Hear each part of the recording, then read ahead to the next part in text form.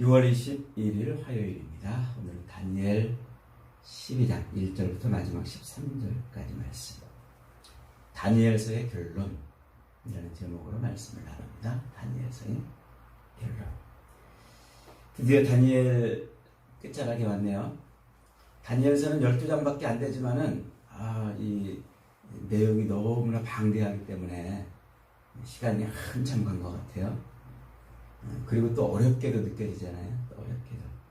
사실은 다니엘서가 이렇게 어려운 책은 아닌데 7장부터 등장하는 요 환상을 설명하는 그런 단어들, 용어들이 낯설고 또 무엇을 의미하는지를 정확하게 쉽게 금방 이해할 수 없기 때문에 어렵게 느껴지죠. 하지만 다니엘서의 결론은 아주 쉽습니다. 다니엘서의 결론은 크게 세 가지입니다. 첫째로 하나님이 세상의 왕이요 세상의 통치자라 하는 것이에요. 하나님이 세상을 통치하시는 분. 그것을 풀무불 사건을 통해서 그리고 사자불 사건을 통해서 보여주잖아요. 그러니까 느부갓네살 왕이 세상을 통치하는 줄 알았더니 하나님이 통치하시고, 다리오 왕이 세상을 통치하는 줄 알았더니 하나님이 통치하신다. 그것을 이 느부갓네살 왕의 조서에다가 적어가지고 또 다리오 왕의 조서에다 적어가지고 세상 모든 만방의 백성들한테 외치게 하는 거예요. 하나님이 세상을 통치하시는 분이셨더라 하고 이렇게 외치게 하는 거죠. 그리고 두 번째로는 하나님이 역사, 세상의 모든 시간의 흐름, 이 역사의 주관자라는 사실이에요. 세상 모든 역사는 그냥 알아서 흘러가는 줄 알았더니 세상 모든 역사는 어쩌다 저렇게 되고 우연히 저런 일들이 벌어지고 그렇게 흘러가는 줄 알았더니 누가 그 세상 모든 역사를 주무르고 계시다는 거예요? 하나님이 그 세상의 모든 역사를 알아서 돌아가는 줄 알았더니 그 역사를 하나님이 주물러 가시는 거예요. 어떤 목적, 그 목적을 이루시기 위해서 하나님이 주물러 가시는 타임테이블이 역사다. 이 얘기를 지금 반복적으로 하고 계셔요. 그 다음에 이제 세 번째가 하나님이 이 역사, 어떤 목적을 이루시기 위해서 주물러 가시는 그 타임테이블, 역사를 통해서 하나님이 뭘 하신다는 거예요? 자기 백성을 반드시 구원해 내시고 이 땅에 세워진 그 성전을 헐어버리고 영원한 하나님 나라를 세우겠다. 이거를 지금 말씀해 주시는 거예요. 그러니까 이 예레미야서를 통해서 예언한 그 예언이 다니엘서에서 다시 한번 확인되는 거예요. 예레미야서를 통해서 하나님이 집요하게 반복적으로 예언한 게 뭐예요? 이 성전을 헐어버리겠다는 거예요. 우상으로 더럽혀진 그 성전을 헐어버리고 무너지지 않는 성전을 내가 세우겠다. 이 얘기를 예레미야서에서 반복했잖아요. 요것을 에스겔서에서 또 한 번 환상으로 다른 각도에서 설명해 줬다고 그랬죠. 요것을 다니엘서에서 다시 말씀하는 거예요. 이 땅에 있는 성전을 헐어버리고 무너지지 않는 영원한 성전을 통해서 하나님 나라를 완성하시겠다. 요게 다니엘서의 결론이에요. 그걸 이제 이 중간기 시대, 다니엘이 죽은 이후에 유다 백성들이 예루살렘으로 돌아가서 성전을 세운 다음에 예수님이 탄생하시기 전까지 그 중간기 역사를 이제 메타포로 사용해서 설명하고 있는 거예요. 요 세 번째 결론을 세대주의 학자들이나 혹은 이제 이단들은 요한계시록하고 엮어가지고 이것을 아주 어렵게, 무섭게, 황당하게 이렇게 해석을 해요. 그렇기 때문에 우리가 다니엘서를 좀 헷갈리기도 하고 어렵게 느껴지는 거예요. 주로 이단들이 사람들을 홀리는 데 쓰는 성경이 두 개예요. 하나는 다니엘서하고 하나는 요한계시록인데 요한계시록과 다니엘을 이단들은 그것을 아주 잘 엮어가지고 쓰는데 우리 기존 성도들은 그것을 제일 잘 모르는 책이야. 또 다니엘서도 잘 모르고 또 계시록도 잘 몰라요. 그래가지고 이단이나 이런 잘못된 성경 해석으로 홀딱 빠져버리기도 하죠. 이 다니엘서와 이단들이나 혹은 세대주의 학자들이 이 다니엘서와 요한계시록을 엮는 아주 중요한 말이 오늘 본문 7절에 나오는 한때, 두때, 반때라는 말이에요. 한때, 두때, 반때. 요 한때, 두때, 반때라는 말은 요 다니엘서에서 등장해가지고 요한계시록에서 반복적으로 요 말이 다양한 용어로 설명이 돼요. 1260일, 3년 반, 42달, 한때, 두때, 반때, 이게 다 같은 말인데 그렇게 다양한 모습으로 변신하며 나타나가지고 말세를 설명한단 말이에요. 그래서 이제 이 세대주의 학자들은 이 다니엘서도 끝자락에 대한 예언이니까, 요한계시록도 끝자락에 대한 예언이니까 이게 같은 것을 설명한다, 이렇게 연결을 해요. 한때, 두때, 반때 요 단어로. 그래가지고 역사의 흐름을 이제 계산해내는 거예요. 막 시간을 자기들이 계산을 해보는 거예요.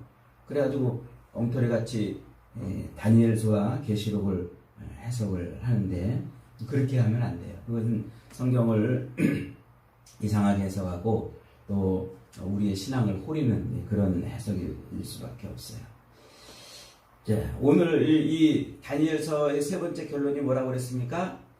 하나님께서 이 땅에 있는 성전을 헐어버리시고 무너지지 않는 영원한 성전을 세울 것을 이스라엘의 중간기, 그 중간기 역사를 통해서 중간기 역사를 메타포로 설명하고 있다고 그랬죠? 요 말이 무슨 말인지를 이제 이해를 할 필요가 있어요. 다니엘은 BC 605년에 바벨론 1차 예루살렘 공격 때 포로로 잡혀왔잖아요. 그래서 예수님이 태어나시기 한 600여 년 전에 그런 일이 벌어진 거예요. 그래서 그 포로로 잡혀온 그 바벨론 땅, 그 바벨론 땅에서 세상을 통치하시는 분이 누구신가를 보는 거예요. 그리고 세상 그 모든 역사를 주물러 가시는 분이 누구신가 하는 것을 드러내시는 그런 인물이죠. 그래서 그것을 1장부터 6장까지는 다니엘이 실제로 체험한 일을 통해서 느부갓네살 왕이나 다리오 왕의 입을 통해서 세상의 통치자가 하나님이시다 하고 이렇게 선포하게 하잖아요. 조서를 써가지고 만백성에게. 그리고 7장부터는 환상을 통해서 그걸 말씀해 주는 거예요. 요 환상이 바로 중간기에 일어날 일을 설명해 주는 거예요. 요 환상이 어떤 거였습니까? 7장에 보면은 네 짐승의 환상이 나오잖아요. 네 짐승.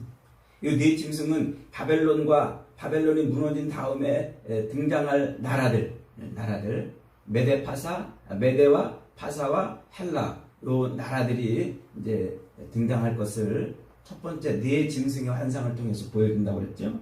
그리고 이제 8장에서는 이 두 뿔을 가진 그 순양을 뿔 하나 가진 순념소가 공격한 다음에 그 순념소의 뿔이 4개로 나눠지고 그 중에서 한 뿔이 또 도드라져 가지고 그 한 뿔이 이 성소를 더럽히고 하나님의 백성들, 유대 백성들을 아주 심하게 핍박하는 요런 이야기가 8장에 나오는 거예요.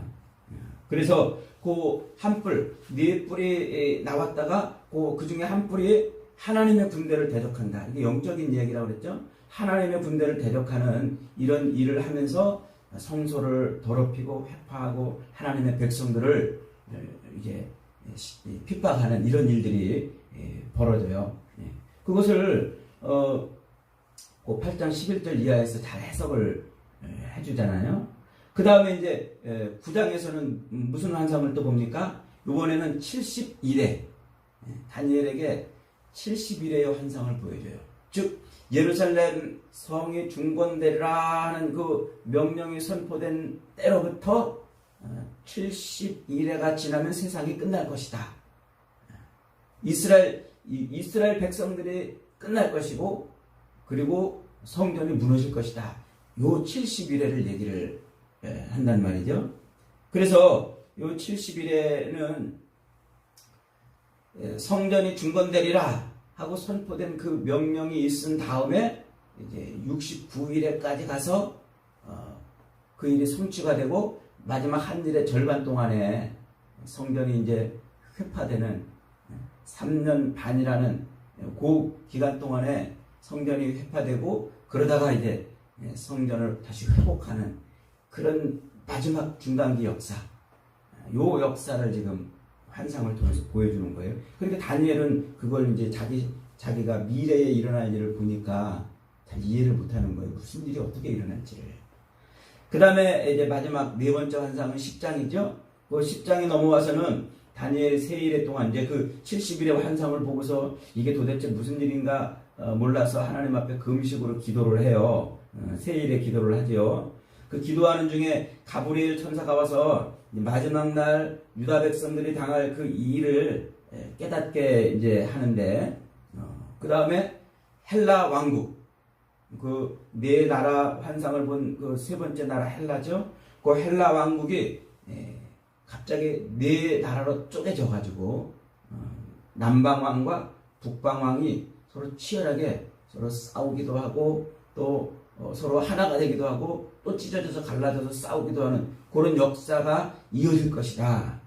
이어질 것이다. 그러다가 그렇게 남방왕과 북방왕이 서로 치고받고 싸우는 역사가 지나가다가 한 왕이 등장이래요.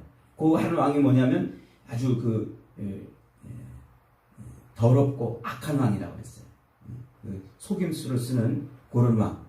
그 왕이 등장해가지고 성소를 더럽히고 제사를 폐하고 율법을 이제 파기시키고 성소에 멸망에 가증한 것을 세워놓는다 그랬어요. 요게 이제 10장부터 11장, 12장까지 이어지는 마지막 네 번째 환상이에요. 그 얘기를 지금 하고 있는 거죠. 그러니까 이 네 번째 환상을 가만히 보면은 바벨론이 멸망한 이후에 강성한 헬라가 등장하고 그 헬라가 등장해서 메데파사를 무너뜨리고 그리고 그 헬라가 네 나라로 쪼개졌다가 그리고 네 나라의 중에서 한 왕이 등장해가지고 성소를 회파하고 제사를 폐하고 멸망에 가증한 것을 세우고 하나님의 그 백성들을 핍박하는 요런 이야기, 그런 이야기가 전개될 것이다 하는 그것을 지금 말해주고 있어요. 이게 70일의 환상이고 그 70일의 환상의 끝자락을 좀 더 확대해가지고 중인 이렇게 현미경으로 이렇게 돋보기로 들여다보는 게 10장의 해석이에요. 그러니까 9장을 보여주고 9장의 70일을 확대해가지고 그 부분만 클로즈업 해가지고 보여주는 게 10장, 11장의 말씀이라는 것이죠. 이게 지금 가만히 보면 다니엘의 이 네 가지 환상은 결국 무슨 역사를 말하고 있냐면 이스라엘 백성들이 예루살렘으로 돌아와서 예루살렘 성전을 세워요. 그리고 성전을 세운 이후에 하나님이 학개, 스가랴, 말라기, 성전이 세워진 이후에 학개, 스가랴, 말라기 선지자를 세워서 그 성전에 대한 이스라엘 백성들의 태도에 대해서 이렇게 지적을 하시고 말씀을 선포하세요. 그 말라기 선지자 이후 BC 400년에 말라기 선지자가 예루살렘 중건된 예루살렘 성전에 대한 태도를 지적하시고 그들의 죄를 지적하시고 말라기 선지자가 이제 딱 끝나버려요. 그리고 다시 마태복음 세례 요한이 회개하라고 외칠 때까지 선지자가 등장하지 않아요. 400년 기간 동안에. 요걸 중간기라 그래요. 이걸 암흑기라고 하기도 하고 하나님의 말씀이 없는 침묵기라고 하기도 하고 요 400년 동안의 기간이 바로 70일인 거예요. 다니엘의 환상으로 보여주고 있는 70일에 우리 외국인들은 이스라엘 백성들이 아닌 이 외국인들은 이 중간기 역사를 잘 몰라요. 왜냐하면 우리가 그 시대를 살지 않고 그 역사를 배우지 않았기 때문에. 그런데 이스라엘 백성들은 그 중간기 역사를 너무너무 잘 알아요.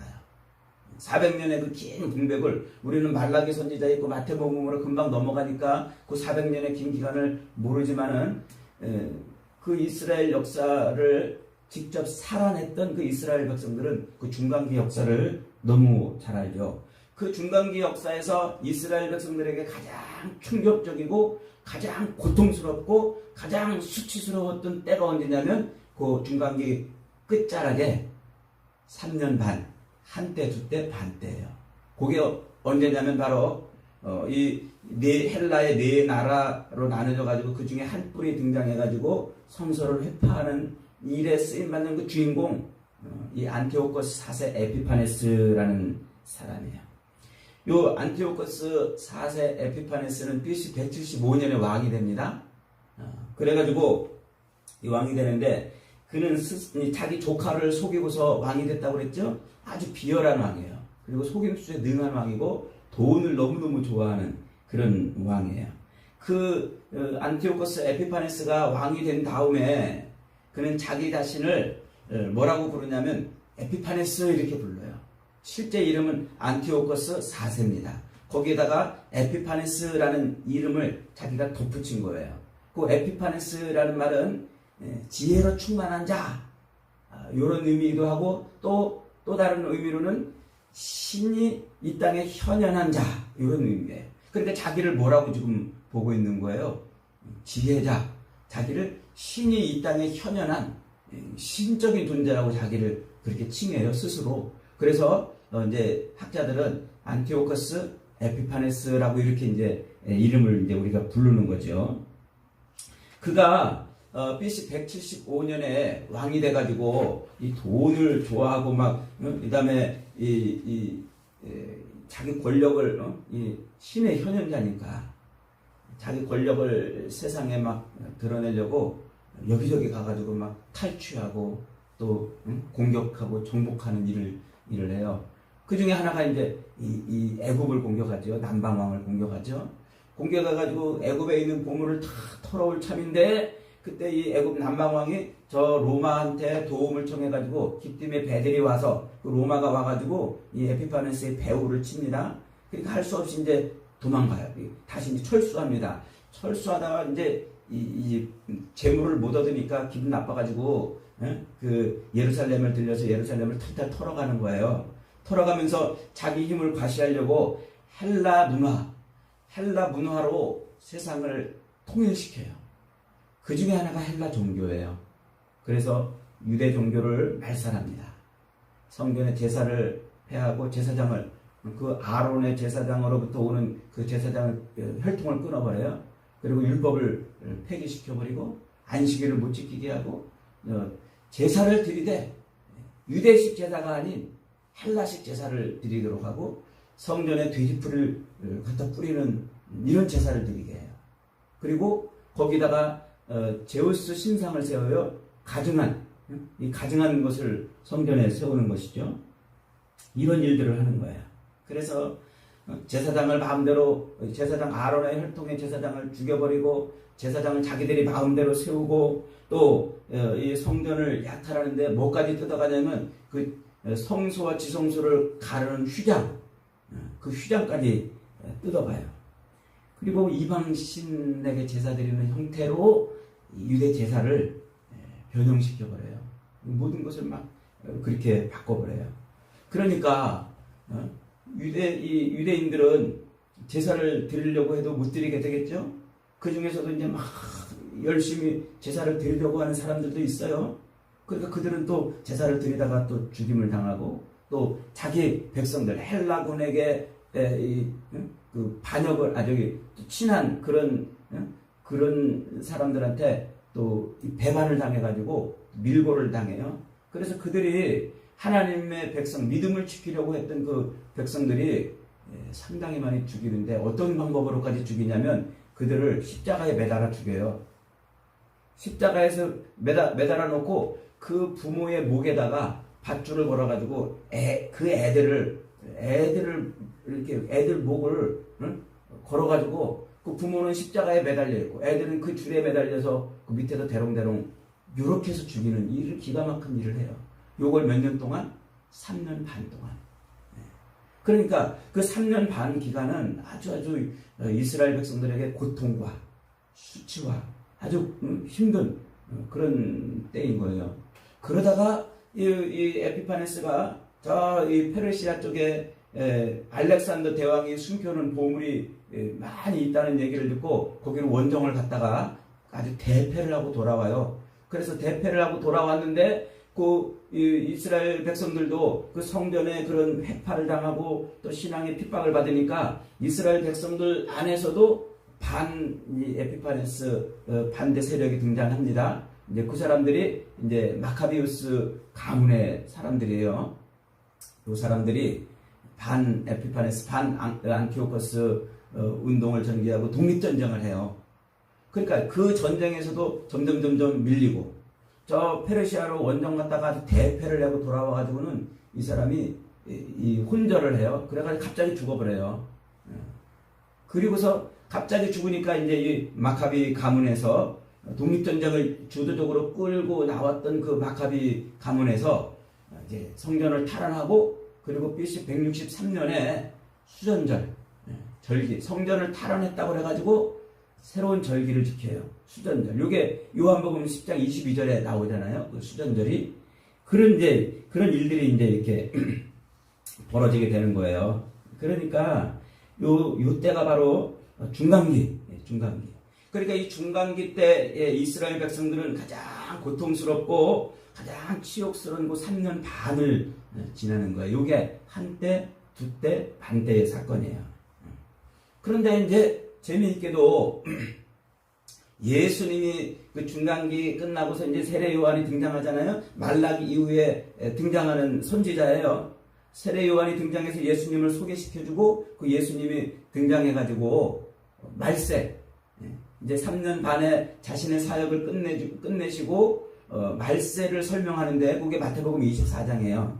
마태복음 24장 15절부터 이렇게 나옵니다. 그러므로 너희가 선지자 다니엘의 말한 바 멸망에 가증한 것이 거룩한 곳에 선 것을 보거든 읽는 자는 깨달을진저 그때에 유대에 있는 자들은 산으로 도망할지어다. 그러면서 너희의 도망하는 일이 겨울이나 안식일이 되지 않도록 하라. 이런 말씀을 하시면서 예루살렘 성전이 완전히 무너질 것을 이제 말씀하시죠. 그러니까 예수님이 십자가에 못 박혀 죽으신 이후에 말세가 온다는 거예요. 언제인지 모르지만 그 말세가 오는데 그 말세가 올 때는 어떤 일이 벌어지냐면 다니엘이 말한 바 그 멸망에 가중한 것이 성전에 서는 이제 그런 일이 이때 일어날 것이라고 예수님이 예언을 하는 거예요. 그러니까 예수님은 지금 이 다니엘의 그 예언, 즉 안티오코스 4세 에피파네스에 의해서 한때, 두때, 반때의 그 치욕스러운 아주 고통스러운 그 역사를 메타포로 써서 예수님 이후의 말세를 설명하고 있는 거예요. 이게 아주 굉장히 중요한 은유입니다. 이게. 그래서 말세에는 어떤 일이 벌어진다고요? 말세에는 성전이 무너질 것이고 심한 환난과 고통을 당할 것이다. 이래요. 이것을 모형론적 은유라 제가 앞에서 잠깐 설명을 드렸죠. 모형론적 은유. 그러니까 이 구약 성경이 다 은유적 표현이에요. 모형, 어떤 것을 실제를 설명하는 은유로 쓴단 말이죠. 그러니까 이스라엘 백성 자체가 하나님 백성들의 은유예요. 그리고 출애굽도 실제 이스라엘 역사에서 경험된 출애굽이잖아요. 그 출애굽을 영적으로 신약에서는 어떻게 해석해요? 하나님의 백성들이 죄에서 건진받는 그런 메타포로 설명한단 말이에요. 그리고 중요한 것은 또 어린 양.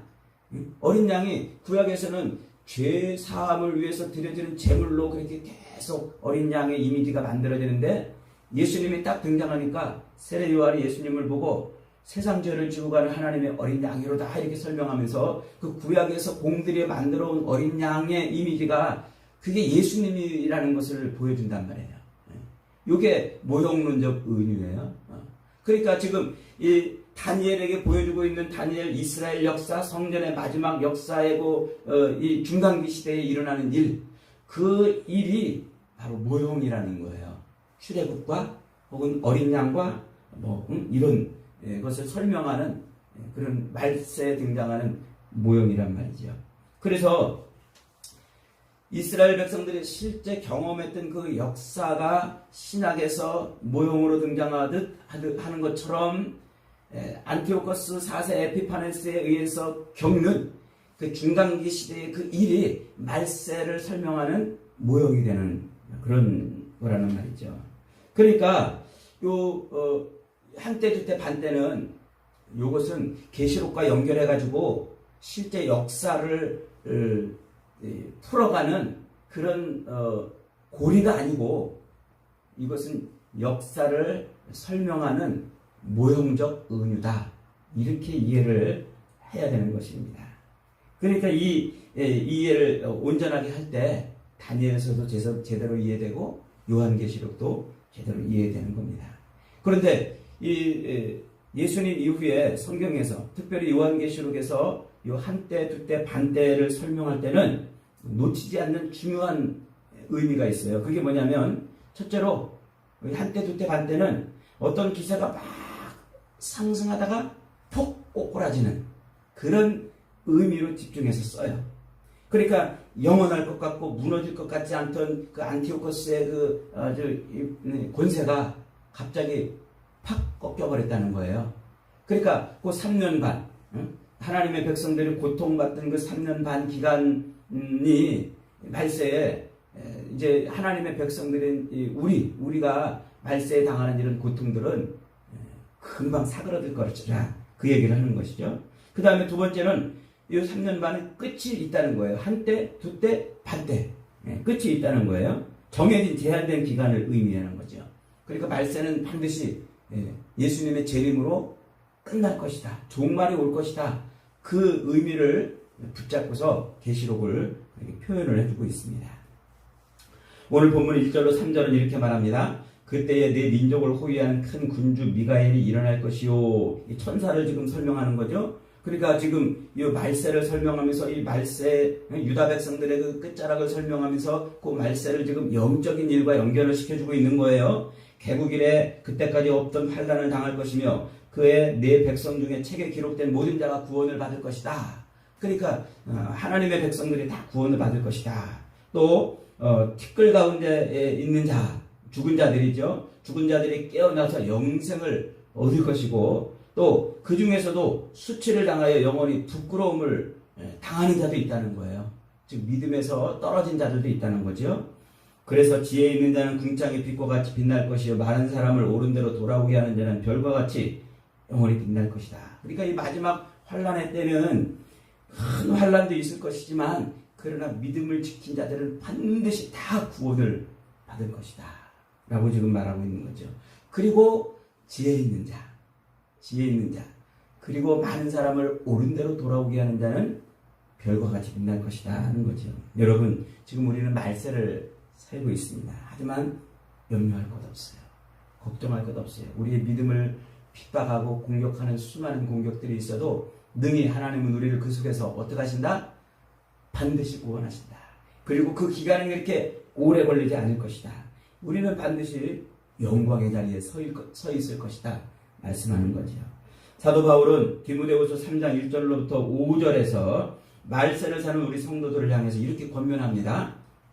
너는 이것을 알라. 말세에 고통하는 때가 이르러 사람들이 자기를 사랑하며 돈을 사랑하며 자랑하며 교만하며 비방하며 부모를 거역하며 감사하지 아니하며 거룩하지 아니하며 무정하며 원통함을 풀지 아니하며 모함하며 절제하지 못하며 사나우며 선한 것을 좋아하지 아니하며 배신하며 조급해하며 자만하며 쾌락을 사랑하기를 하나님보다 더 사랑하나 경건의 모양은 있으나 경건의 능력을 부인하니 이 같은 자들에게서 너는 돌아서라. 여러분 이 말세에 우리는 경건의 능력을 세워야 됩니다. 하나님 앞에 다니엘처럼 기도하고 하나님이 주신 그 말씀을 붙들고 삶으로 경건의 모양이 아니라 경건의 능력을 채워서 말세를 이겨야 됩니다.